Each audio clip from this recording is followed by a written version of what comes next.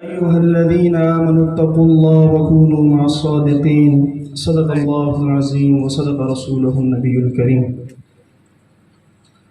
حمد و صلاۃ کے بعد عزیزو دوستو، السلام علیکم ورحمۃ اللہ وبرکاتہ۔ آج شکر ہے کہ اسٹیٹ سیکرٹری صاحب کو وقت کی کمی کا احساس ہوا، ورنہ فقیر تو آج شاید خطاب سے رہ جاتا۔ تو یہ بھی اصول ہے، جو بندہ اسٹیٹ سیکرٹری ہو اور جب کوئی خطیب پہنچ جائے تو آپ اپنی جو بھی گفتگو ہے اسے ختم کریں اور خطیب کو موقع دیں۔ تو میرے عزیزو، اللہ رب العزت نے قرآن مجید میں ارشاد فرمایا، یا ایھا الذین آمنوا اتقوا اللہ وکونوا مع الصادقین۔ وکونوا مع الصادقین سے معلوم ہوا سچے لوگ، اللہ کے نیک لوگ، اولیاء اللہ اس وقت بھی موجود ہیں اور قیامت تک موجود رہیں گے، اس لیے کہ اللہ رب العزت نے اس آیت میں حکم فرمایا کہ سچے لوگوں کے ساتھ ہو جاؤ۔ اب قیامت تک جب تک قرآن ہے یہ حکم باقی ہے، تو ایسے کیسے ہو سکتا ہے کہ اللہ رب العزت نے تو یہ حکم دیا کہ سچے لوگوں کے ساتھ، نیک لوگوں کے ساتھ ہو جاؤ، مگر سچے لوگ نہ ہو، اولیاء اللہ نہ ہو۔ آپ نے دیکھے ہیں بہت سارے لوگ جو اولیاء اللہ کا انکار کرتے ہیں، تو ان سے ہم یہ پوچھتے ہیں تو پھر وَكُونُوا مَعَ الصَّادِقِينَ کا کیا مطلب؟ تو معلوم ہوا کہ سچے لوگ ہمیشہ سے تھے، ہیں اور انشاءاللہ قیامت تک رہیں گے، مگر وہ تڑپ ہونی چاہیے، وہ نگاہ، وہ آنکھ جو ان سچوں کو تلاش کر سکے۔ تو خوش نصیب ہیں وہ لوگ جن کی نسبت سچوں کے ساتھ ہے، جو سچوں کے ساتھ جڑے ہوئے ہیں، اور ہم بھی ناز کرتے ہیں، خوش نصیب ہیں کہ ہمارے نام کے ساتھ حضوری ایک نسبت لگتی ہے۔ تو میرے عزیزو، اب اس آیت کی طرف آتے ہیں کہ اللہ رب العزت نے فرمایا، اے مومنو، اے ایمان والو، اب تک تو آپ لوگ فقط مومن ہو، ولی نہیں بن سکتے۔ ولی بننے کے لیے کیا چاہیے؟ اتقوا اللہ، اللہ سے ڈرو، یعنی متقی بنو۔ اب تقویٰ کہاں سے ملے؟ تو فرمایا وَكُونُوا مَعَ الصَّادِقِينَ، سچوں کے ساتھ جاؤ، تقویٰ آپ کو متقین سے ہی ملے گی۔ علامہ آلوسی رحمۃ اللہ علیہ اس آیت وَكُونُوا مَعَ الصَّادِقِينَ کی تفسیر میں فرماتے ہیں، خَالِطُوهُمْ لِتَكُونُوا مِثْلَهُمْ، سچے لوگوں کی صحبت میں اس قدر رہو، اس قدر جڑے رہو، اتنا رہو کہ آپ بھی بالکل ان کی مثل بن جاؤ، پھر بات بنے، پھر مزہ آئے۔ ایسے نہیں کہ آپ تھوڑی وقت کے لیے آئے، پھر اس کے بعد آپ نے اپنی اس نسبت کو ختم کر دی اور پھر ان اچھی محفلوں اور صحبتوں میں آنا چھوڑ دیا۔ فرمایا خالطوہم لتکونوا مثلہم، اس قدر ساتھ رہو کہ بالکل ان ولیوں کی طرح بن جاؤ، پھر یہ آپ کی کامیابی ہے۔ تو میرے عزیزوں، نیک صحبت اور نیک نسبت اور نیک ماحول میں جو آتا ہے، تو ظاہر سی بات ہے انسان جس ماحول میں رہے گا اس ماحول کا اس پر اثر ہوگا۔ نیکوں کی صحبت میں رہیں گے تو خود بھی نیک بنیں گے، ان کی نیک گفتگو سنیں گے، نیک باتیں سنیں گے، ہمارے خیالات، افکار، نیک سوچ بنے گی، اچھی سوچ پیدا ہوگی۔ آپ دیکھیں جو لوگ درگاہوں سے، خانقاہوں سے جڑے ہیں، اب اولیاء اللہ کا کام ہی ہوتا ہے قرآن بتانا، حدیث بتانا، ذکر اللہ کرنا، تو جن کی نسبت نیک لوگوں سے ہے، خانقاہوں سے ہے، درگاہوں سے ہے، جب کبھی انہیں کوئی مصیبت پہنچتی ہے یا اچانک کوئی انہیں ڈرائے تو ان کی زبان پر لفظ اللہ جاری ہوتا ہے، وہ کہتے اللہ۔ بغیر نسبت کے جڑے ہوئے یا وہ تمام لوگ جو خانقاہوں سے دور ہیں، نیک لوگوں سے دور ہیں، آپ کبھی بھی ان کے زبان سے لفظ اللہ نہیں سنیں گے۔ وہ کوئی اور لفظ تو نکالیں گے مگر لفظ اللہ ان لوگوں کے منہ سے جاری ہوگا جو ہمیشہ ذکر اللہ کی مجالس میں ہوتے ہیں۔ میرے عزیزو، نسبت کا فائدہ تو عربی گرامر میں بھی ہے۔ نحو کا ایک قاعدہ ہے کہ جب نکرہ کی اضافت معرفہ کی طرف ہو تو وہ نکرہ بھی معرفہ بن جاتا ہے۔ نکرہ کسی عام شے کو کہا جاتا ہے، معرفت کسی خاص شے کو کہا جاتا ہے۔ جیسے میں کہوں انسان تو سب انسان ہے، یہ عام ہے، اگر میں کسی کا نام لوں کہ زید، انسان تو عام تھا، جب انسان سے میں نے زید کا نام لیا تو یہ خاص ہو گیا۔ اسی طرح اگر میں ایک مثال کہوں کہ غلام تو مطلقاً غلام ہے، میں کہتا ہوں غلام زید، تو اب وہ غلام زید کا غلام ہے۔ تو میرے عزیزوں، نسبت کا فائدہ تو عربی گرامر میں بھی ہے، ہم تو پھر بھی انسان ہیں، جب نیک لوگوں کی صحبت میں جائیں گے تو پھر کیوں فائدہ نہیں ہوگا؟ میرے عزیزوں، صحبت، نسبت ایک ایسی نعمت ہے کہ لاکھ کتاب پڑھنے والے بندوں میں بھی آپ وہ بات نہیں پاؤ گے جو ایک صحبت یافتہ لوگوں سے آپ پاؤ گے۔ دیکھیں، قرآن پاک ابھی تک مکمل نازل نہیں ہوا، فقط ایک آیت نازل ہوئی، اقرأ بسم ربک۔ تو جب یہ آیت حضور اکرم صلی اللہ علیہ وآلہ وسلم پر نازل ہوئی تو اس آیت کے نازل ہونے کے بعد آپ کو اسی وقت، یعنی ایک آیت کے نازل ہوتے ہی آپ کو پوری نبوت عطا کی گئی۔ ایسا حالانکہ قرآن تو 23 سال کے عرصے میں مکمل ہوگا، اب تو ایک آیت نازل ہوئی، مگر اس ایک آیت کے نزول کے وقت ہی حضور کو پوری نبوت دے دی گئی۔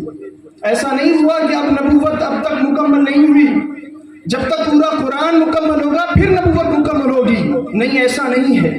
پھر اس وقت بھی جن اصحاب نے، جن لوگوں نے اس وقت حضور اکرم صلی اللہ علیہ وآلہ وسلم پر سب سے پہلے ایمان لائے، ان کی صحبت میں آئے، وہ صحابہ نے بھی ان کا بھی بڑا مقام ہے اور وہ بڑی شان والے ہیں، یعنی جو سب سے پہلے ایمان لائے وہ السابقون الاولون کہلائے۔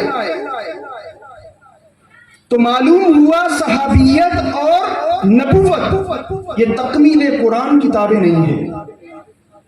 معلوم ہوا کہ کتاب سے صحبت والی جو نعمت ہے وہ بڑی ہے۔ اگر کتاب کی اہمیت زیادہ ہوتی تو جب تک مکمل قرآن نازل نہ ہوتا تب تک کوئی صحابی نہ ہوتا، مگر ایسا نہیں ہے۔ مگر آپ آج کے زمانے میں دیکھیں، ہزاروں حفاظ ایسے ہیں جن کے سینے میں پورا قرآن ہے، مگر کوئی ذرا صحابی بن کے دکھائے۔ تو معلوم ہوا کہ صحبت کی جو اہمیت ہے وہ کتاب سے بھی بڑھ کر ہے۔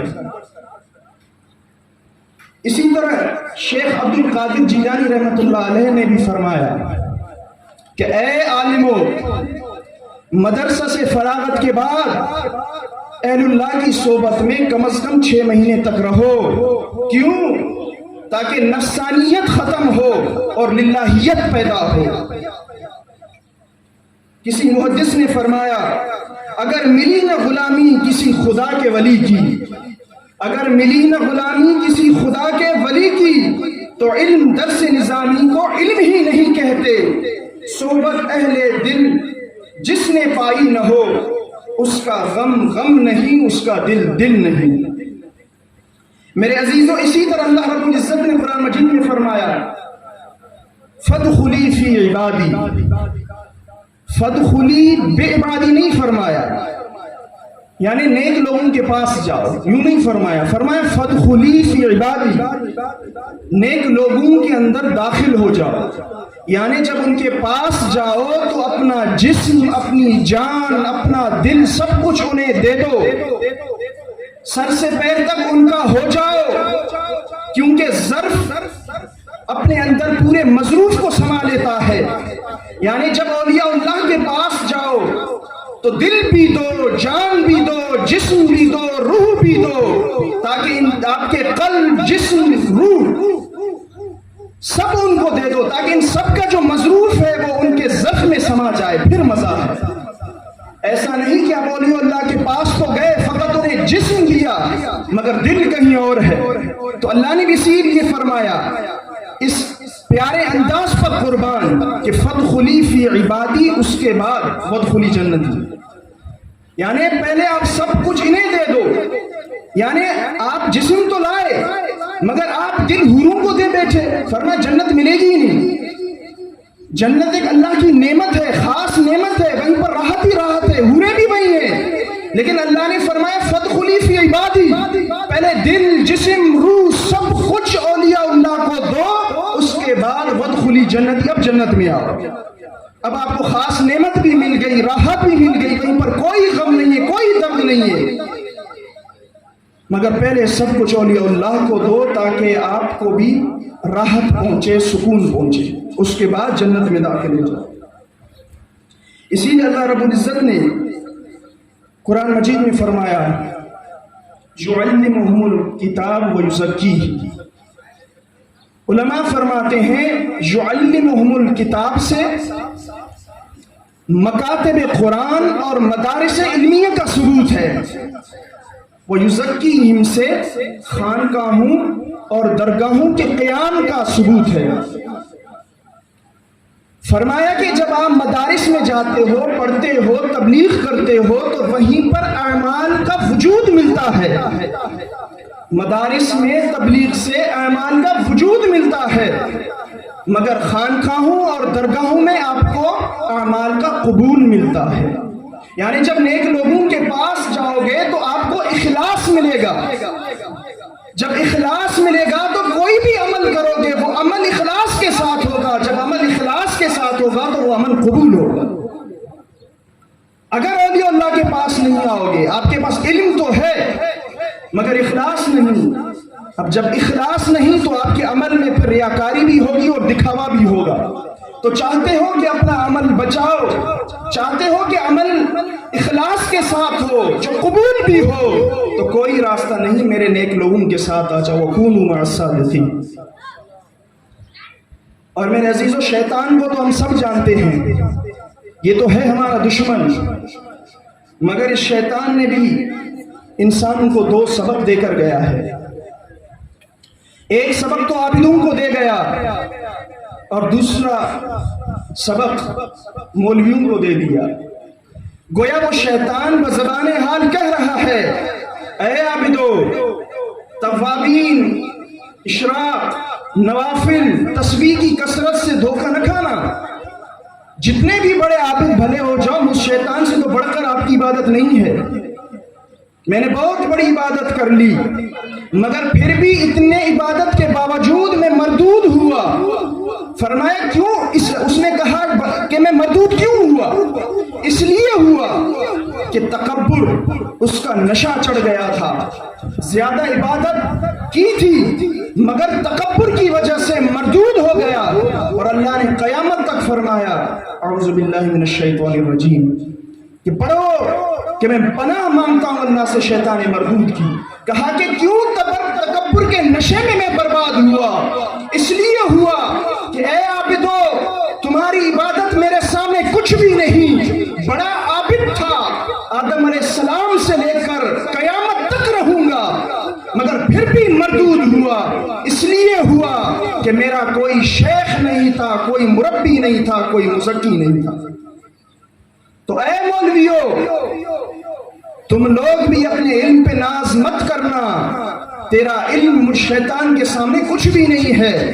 तुझे तो फकत अपने एक नबी का भी सही इल्म नहीं है। मुझ शैतान को तो तमाम अंबिया और रसूलों का इल्म है, तमाम चीजों का इल्म है, तमाम किताबों का इल्म था, मगर फिर भी मरदूद हुआ।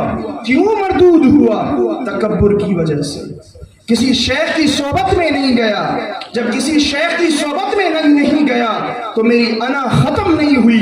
जब अना खत्म नहीं हुई तो मैं बर्बाद हुआ। तो गोया शैतान ने भी सबक दिया कि इबादत और इल्म पे नाज न करना। नेक लोगों की सोबत में जाओ, फिर इबादत भी करो और इल्म भी हो तो उसका फिर आपको फायदा भी हो। और मेरे अजीजों, एक आम गलती हम सब के अंदर पाई जाती है। वो गलती क्या है कि देखें, अक्सर हमें उलमा मना किया करते हैं, औलिया मना किया करते हैं कि बुरी सोबत में न जाओ, बुरे दोस्तों के साथ न घूमो, गलत काम न करो। तो हम क्या कहते हैं? वो शराबी है, वो उसका अपना अमल है, मेरा अमल तो मेरा है। वो मुझे ये थोड़ी कहता है कि तुम भी शराब पियो, वो तो मेरा खैरख्वाह है, हाँ वो शराब पीता है। तो ये हम बहाने बनाते हैं। अच्छा, इसके बरक्स आए, अब हम ये भी कहते हैं कि खामखा उलमा हमें तंग किए रहते हैं, इसके साथ नहीं घूमो, फलां के साथ नहीं घूमो, इधर नहीं बैठो, उधर नहीं बैठो। अच्छा, जब डॉक्टर अगर किसी को बताए कि ये फलां मर्ज जो है جس شخص کو لگ جائے اس سے ہاتھ نہ ملاؤ، اس کے پاس نہ جاؤ، ورنہ وہ مرض تمہیں بھی لگے گا۔ تو اس وقت ہم اس ڈاکٹر کی بات کیوں مانتے ہیں؟ اب جب کورونا آیا، حتیٰ کہ نمازوں کے اندر بھی فاصلے ہو گئے، کوئی سگا باپ اپنے بیٹے سے نہیں مل رہا، کیوں؟ ڈاکٹر نے منع کیا۔ اچھا کیوں منع کیا؟ اس لیے کہ جب اس ایک مرض ہے، میں جاؤں گا میں بھی بیمار پڑ جاؤں گا، چلو بیمار پڑ گئے تو کیا نقصان ہوگا، زیادہ میں زیادہ مر جاؤں گا۔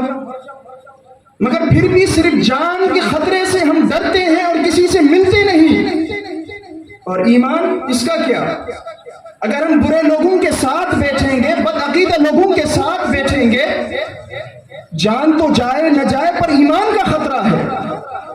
ادھر اگر جان جائے مگر اگر ایمان پہ موت ہو تو مسلمان تو رہیں گے، مگر جب ہم علماء کی بات نہیں مانتے، نیک لوگوں کی بات نہیں مانتے کہ نہیں فلاں کے ساتھ گھومنے سے کچھ نہیں ہوگا، جو سارا دن آپ کے مرشد کے خلاف باتیں کرتے ہیں، منافق لوگ ہیں، بدعقیدہ لوگ ہیں، آپ ان کے ساتھ بیٹھتے ہو اور کہتے ہو کہ نہیں مجھے کچھ نہیں ہوگا۔ کیسے کچھ نہیں ہوگا؟ آپ کی تو ابھی روح مر چکی ہے، اب ایمان کا خطرہ ہے، اسے بچا لو۔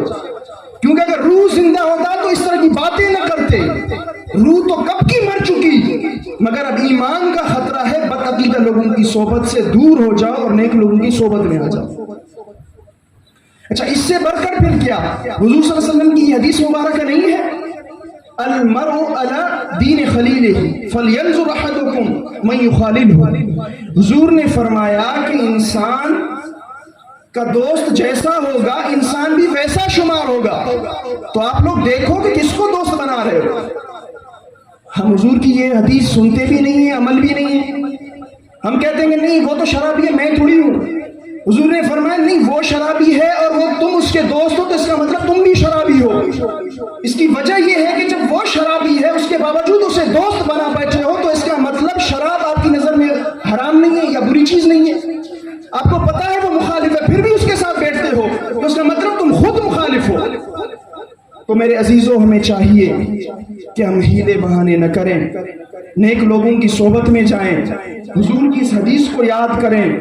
واضح حدیث ہے کہ جیسا تمہارا دوست ہوگا تمہیں بھی ویسے شمار کیا جائے گا۔ تو میرے عزیزوں نفسا نفسی کا دور ہے، ہمیں چاہیے کم از کم ہم نیکوں کے ساتھ اپنی نسبت جوڑیں۔ یہاں پر تو ایسے ہے کہ مزدوری کم اور اجرت زیادہ ہے۔ آپ ویسے جتنی عبادت کریں، جیسے شیطان کی میں نے مثال دی، بھلے جتنا بڑا عابد ہو، جتنا بڑا عالم ہو، صحبت یافتہ عالم اور غیر صحبت یافتہ عالم میں زمین و آسمان کا فرق ہوگا۔ اس کے اخلاق کو آپ دیکھ لیجئے۔